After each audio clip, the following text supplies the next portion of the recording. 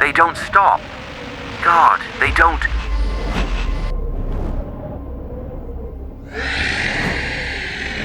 They're gone!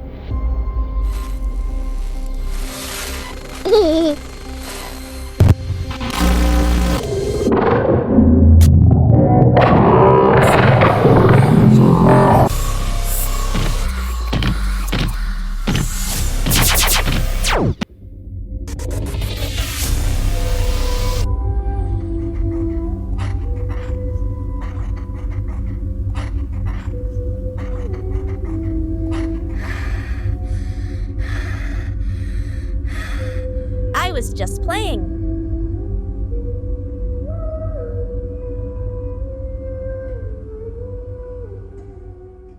The world beyond the camp was quiet in a way that set Caleb's skin crawling. Not the hush of a forest at dusk, nor the muffled stillness of snowfall. This was an unnatural silence, heavy and expectant, like the air before a thunderclap. The child picked his way through the ruins with the ease of one who had long made them his playground. Ash puffed up in little clouds with every step, clinging to his threadbare clothes and darkening his already dust-streaked skin. He didn't mind. The shelter smelled of sweat and stale breath, and the camp was suffocating. Too many adults whispering about things they thought he couldn't understand. Here, at the edges of the wasteland, he could breathe. He had wandered further than ever before. His mother would scold him for it, call him reckless, but the pull of curiosity was stronger than the vague warnings meant to keep him safe. His small fingers trailed along a jagged wall, tracing the scorched remains of what had once been his school. The sight stirred something in his chest, but the feeling was fleeting. It had been too long since those halls had been filled with laughter. Beyond the school, past the last makeshift barricades of the human camp, something new loomed on the horizon. He had seen it before in glimpses, shimmering silver amid the blackened wreckage, strange and alien. The adults avoided it, their voices tight when they spoke of it, their eyes always wary when they glanced in its direction. That only made Caleb want to see it more. His feet moved before his mind fully caught up, carrying him past the scattered remains of vehicles, through the skeletons of collapsed buildings, and across the scarred earth where nothing living dared take root. The further he went, the quieter the world became. The faint sounds of the human camp faded, swallowed by the eerie hush that seemed to radiate outward from the alien structure. It was massive, a dome, smooth and seamless, its surface gleaming even beneath the dull, smoke-streaked sky. Unlike the shattered human buildings around it, the structure bore no scars of war. It stood untouched, pristine, as if it existed outside the ruin of everything else. Caleb hesitated. The air near the dome felt different, thick, charged, like the air just before lightning strikes. His breath sounded too loud, his heartbeat a drum in his ears. Then a flicker of movement. His body froze, every instinct screaming at him to retreat. A figure, tall and impossibly graceful, glided between the strange alien structures near the dome. It was one of them. Not the monstrous, many-limbed creatures from his nightmares, but something else, something sleek and unsettling.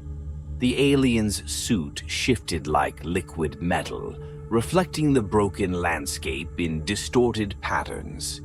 Its helmet, black and featureless, turned slightly as if scanning its surroundings, though Caleb could see no eyes. He shrank back against a crumbling wall, heart hammering, his mind a swirl of conflicting thoughts. Run, His instincts screamed, but another deeper urge held him still, the same compulsion that had led him this far. See, understand. The alien moved with an effortless grace, silent except for the faint hum that seemed to pulse around it. It carried something, a weapon, though not like the plasma rifles humans spoke of with dread. This one was smooth, almost delicate, a silvery cylinder that pulsed with a quiet, rhythmic glow. Caleb exhaled slowly, pressing himself further into the shadows. The alien paused near the dome, one hand hovering over its surface. The metal rippled at its touch, shifting like water disturbed by a pebble. A door melted into existence. Caleb's breath caught. He had never seen anything like it. No hinges, no seams, just an opening appearing as if the structure itself had willed it so. The alien stepped inside, and as quickly as it had formed, the entrance sealed behind it, leaving no trace. For a long moment, Caleb did not move. The silence stretched, taut and oppressive. Then, almost without thinking, he stepped forward. One foot, then the other. No alarms sounded.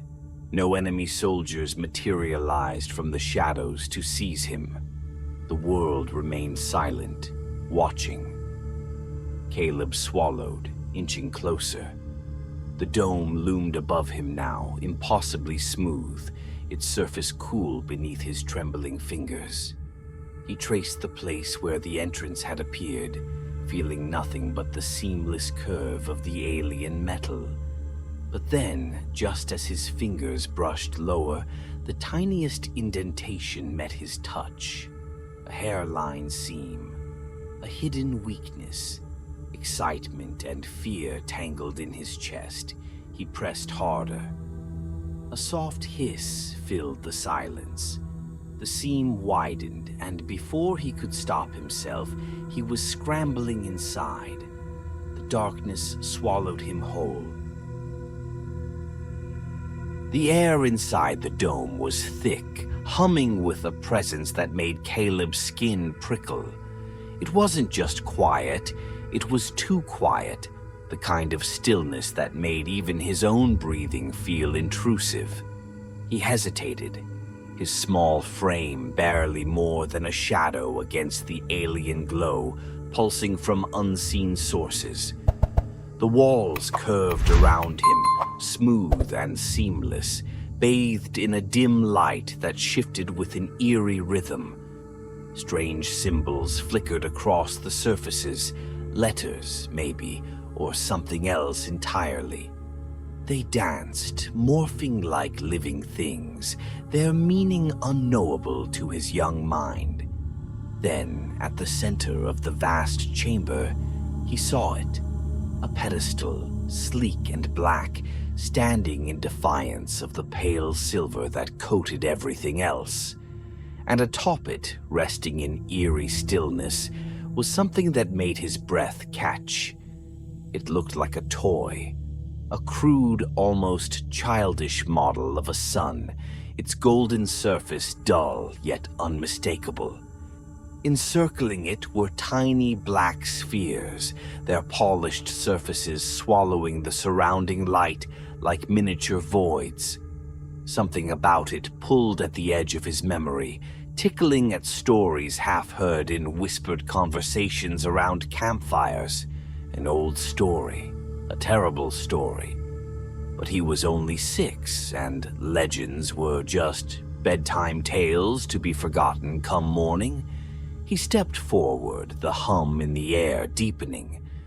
Nothing stopped him. No alarms, no sudden movement. Only the steady, rhythmic pulsing of unseen energy. He climbed onto the base of the pedestal, stretching on his toes to peer closer. A single stylus lay discarded on the console before him. It was strange, metal yet flexible, its surface shifting between dull and reflective. Caleb picked it up. At his touch, the symbols on the nearest panel flickered, rearranging themselves in waves. A thrill shot through him, like scribbling in the dirt with a stick or dragging his finger through condensation on a cold window. He didn't think. He just drew. The moment the stylus met the surface, the world changed. Light exploded outward in twisting tendrils, flowing from the console in streaks of gold, white, and violet. Symbols unraveled and reformed in mesmerizing patterns. A ripple of movement passed through the air, pressing against his skin like an invisible tide. Then came the sound. At first, it was a hum, gentle, almost melodic, like the lullabies his mother used to sing before the war stole all such comforts. But it deepened, vibrating through his bones, growing louder and more distorted with each stroke of the stylus. It was wrong.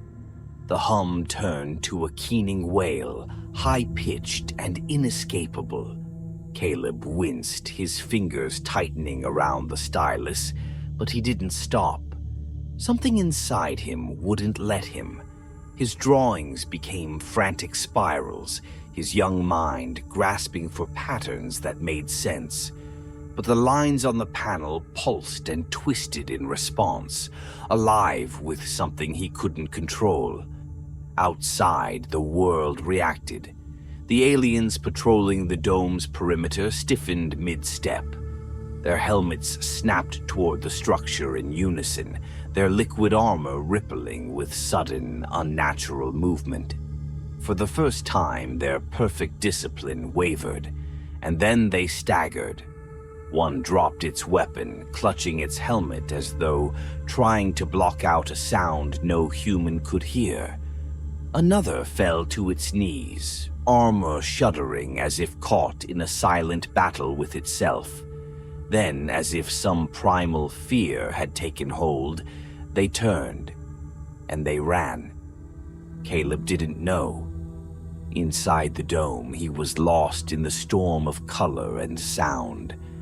The wail had become deafening, a terrible shriek that set his teeth on edge.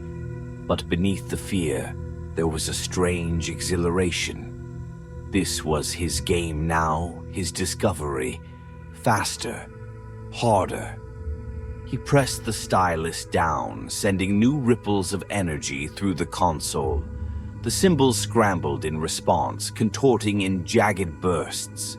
The wailing sound twisted into something worse, something that made his chest tighten, his pulse hammer in his ears. And then, it stopped. The silence was sudden and absolute. The console darkened, the writhing symbols freezing in place. Caleb blinked, breath coming in short gasps, his fingers trembling against the smooth surface. Outside, the battlefield was transformed. The aliens were gone. Their once unbreakable formation had collapsed into chaos, weapons abandoned, bodies sprawled where they had fallen mid-flight. The humans who had been hiding, waiting for the inevitable end, now stood exposed in stunned disbelief. The enemy had fled. The unstoppable force that had crushed entire cities, shattered armies, and broken the will of mankind had turned and run from something unseen, something inside this dome, something a child had awakened. Caleb swallowed, his pulse still erratic. He didn't know what had happened, not really. He only knew that for the first time in as long as he could remember, there was no screaming, no gunfire, no marching boots signaling another retreat. There was only silence, and then, far away, carried on the wind, a different sound entirely. The sound of people cheering. Caleb was never alone anymore. Everywhere he went, eyes followed. Scientists in crisp uniforms muttered to each other, scratching symbols onto tablets as they observed him like something precious and fragile, or something dangerous. Soldiers stood at attention when he passed, their expressions carefully neutral, but he could see the wariness behind their eyes. Even the refugees, once indifferent to the little boy who wandered the ruins, now stared at him as if he were something other. He had changed things. The day the aliens had fled, the world had shifted. No longer were the humans the ones cowering, waiting for extinction. Now the enemy feared them, and it was because of him. He didn't understand why. He had only been playing. At first, the adults were kind. They praised him, ruffled his hair, called him their miracle. They brought him treats, sweets, a soft blanket, a book with pictures, even though he had never really learned how to read properly.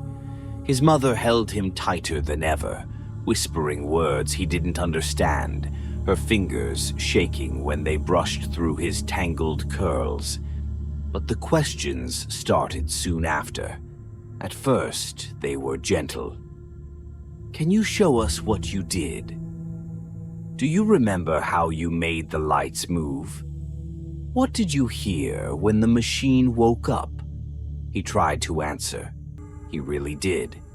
But his words felt clumsy, and the adults didn't seem satisfied. He was only 6. How could he explain something he didn't understand himself?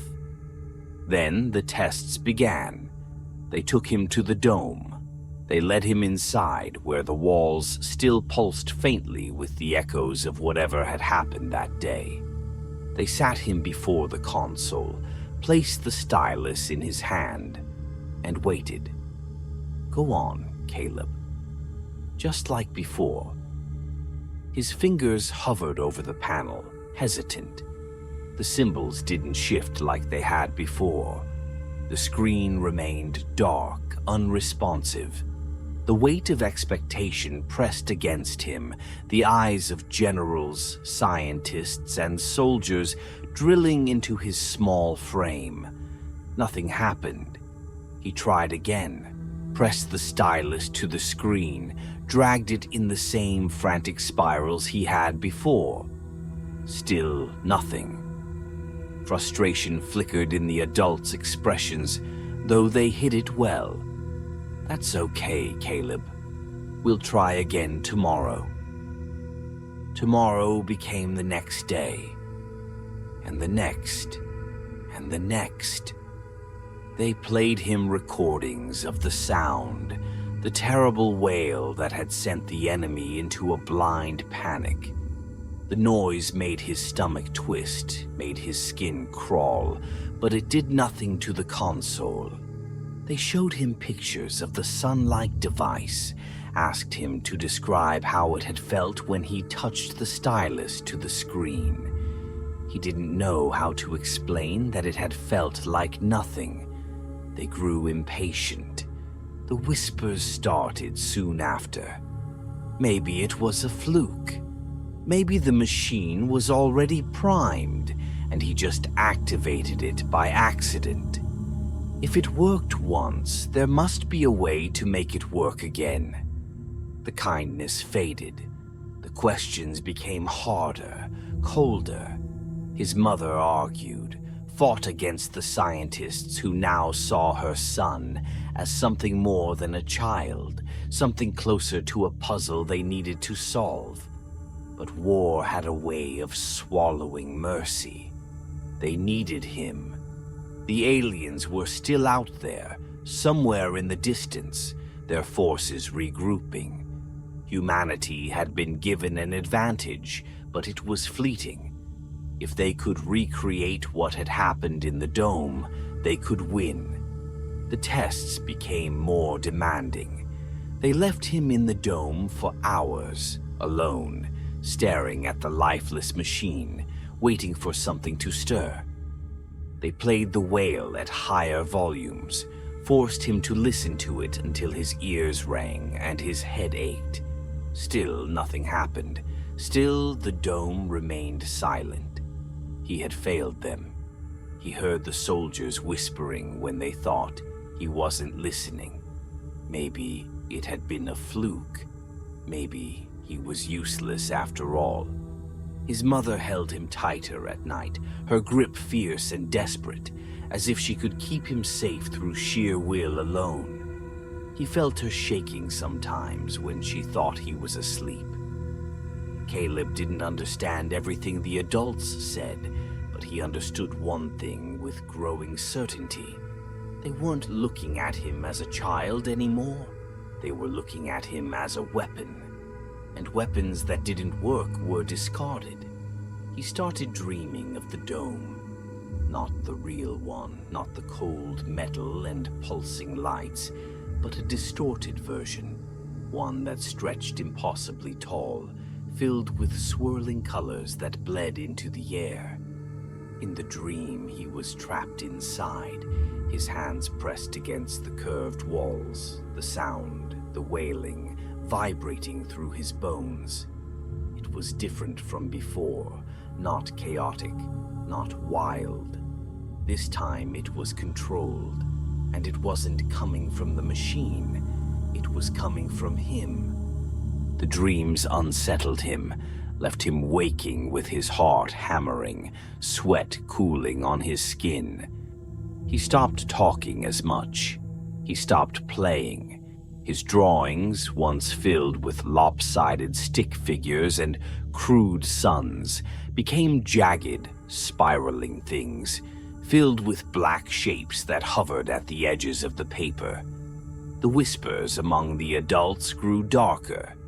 Some of them, scientists, military officers, men and women with tired eyes and desperate voices, had started saying things his mother didn't want him to hear. If we can't recreate what he did naturally, then maybe we need to force it. He was just a scared kid when it happened. Maybe fear is the key. We need to know if it was him or the machine. If it's him, we can train him. We can use him. His mother screamed at them, fought them. But some of them were listening. Some of them agreed. The idea took root in the quiet corners of the camp.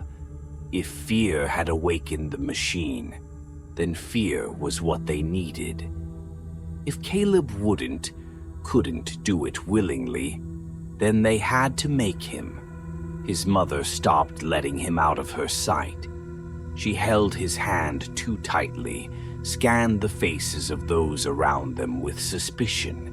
They were still in the camp, still among their own people, but Caleb knew, she knew, that something was shifting.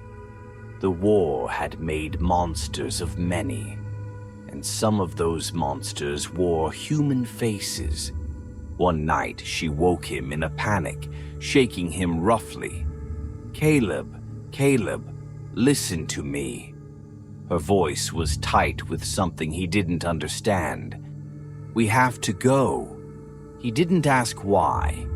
He didn't need to. Because in the distance, beyond the walls of their shelter, he could hear footsteps approaching. Too many. And they weren't the enemies. The stars above the battlefield no longer belonged to one species or the other. They were distant, untouchable, and indifferent to the war that had carved scars into the earth below. The war was over, or something like it, but peace was still a fragile thing, teetering on the edge of uncertainty. Caleb stood in the space between. Not quite human, not quite alien, a ghost of both, a remnant of something neither side fully understood. The world had chased him once. His own people had sought to turn him into a weapon. The aliens had feared the power he had unleashed, and so he had run. He had run until there was nowhere left to go, until the lines between enemy and savior blurred into something unrecognizable. He had run to the only ones who had ever truly feared him. And the aliens had not killed him. Instead, they had studied him, as wary of him as humans had been, but with a different kind of understanding. He had been their nightmare made flesh, a living echo of a weapon they thought buried in time. And yet, when they had looked at him, truly looked, they had seen something else. Not a soldier, not a destroyer, a child. Years passed within the sterile halls of their outposts, years spent unraveling the mystery of what had happened inside the dome. They had taught him their language, their symbols, their understanding of the universe. In turn, he had given them something they had never expected, a glimpse at their own past, at the terror they had forgotten, the weapon they had abandoned out of fear. Neither side had truly won the war. The humans had not destroyed their enemies, and the aliens had not crushed their resistance. It had simply stopped, paused as both sides realized they stood on the edge of something more dangerous than mutual destruction. A fragile truce had formed, a question left hanging in the stillness. And so they had sent her, his mother. She had come, older now, her face carved with the lines of grief and loss, her hair streaked with the gray of too many years spent searching, fighting. She had walked into their world, into the heart of the enemy's domain, and stood before the son she had once held in her arms, only to lose to forces beyond her control. And Caleb, no longer the small child she had known, had looked at her with eyes that belonged to no single world. She did not weep. She did not run to him. Instead, she had simply reached out, one hand hesitant, trembling with something too vast to name. And Caleb had taken it. The negotiations had been long, fraught with tension, distrust, and the echoes of too much death. Some had wanted to use him again, to wield him, to find a way to replicate what he had done in the dome all those years ago. But he had nothing left to give them. The power, whatever it had been, had slipped through his fingers like sand. The dome still stood, silent, untouched, a monument to something no one fully understood. The war had left its mark on both species. The aliens, once unstoppable, had tasted a fear so deep it had fractured their unity. The humans, once desperate, had seen what it meant to become something they had always feared, the kind of beings willing to break a child to win a war. And so the peace had come not from victory, not from conquest, but from the simple understanding that some things should never be wielded, some weapons should never be reforged. Caleb walked the line between the two worlds now. He was not human enough to return home, not alien enough to belong among those who had taken him in. He moved between them, a reluctant bridge speaking both languages, understanding both fears. Some still called him a savior. Others called him a mistake. He cared little for either.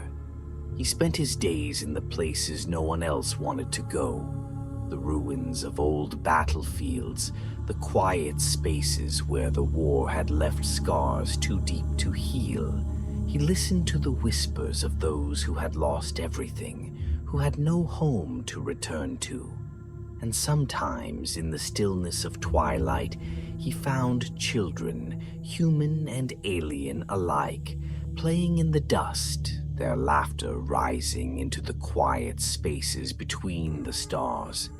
He would sit beside them, take a piece of charred metal or a scrap of alien glass, and draw in the dirt, not weapons, not spirals of madness or echoes of war, just pictures, a sun, a sky filled with strange shapes, a child standing between them, reaching for something beyond his grasp.